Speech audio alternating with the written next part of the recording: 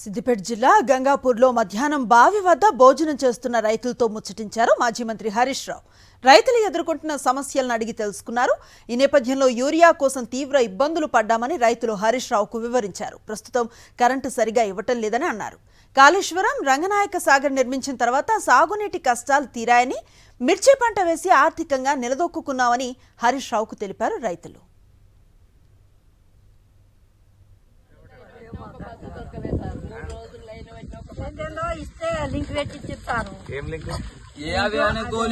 Powder అని liquid అని అవన్నీ పట్టించి అమ్ముదురు. లేకపోతే ఇంకేం పెట్టిండు కూరగాయలు టమాటా గోడిచిక్కుడు ఎవరో పెట్టేటి వాళ్ళు పెట్టుకుంటే ఎవరు గోజిక్కుడు పెట్టుంటా పెడుతున్నా సార్. మిర్చి పోసినాం నారు. యాసంగి పంట మీరు ఫోన్ చేస్తే ఆటో తెచ్చి ఇంటికాడ వేసిపోయాడు 5 బత్తాలు అంటే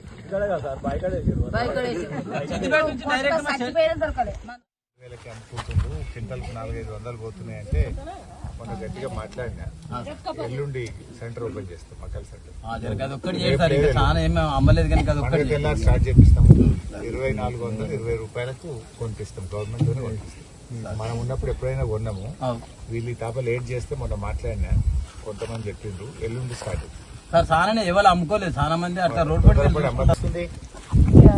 పోతుకుంటా పోతుంది అన్నట్టు నిలుతలేదు. అప్పుడు సాయంత్రం పూట పోయి 11ంటికి వచ్చు కదా, ఇప్పుడు ఎప్పుడు వస్తుంది? 3కి వస్తుంది సార్.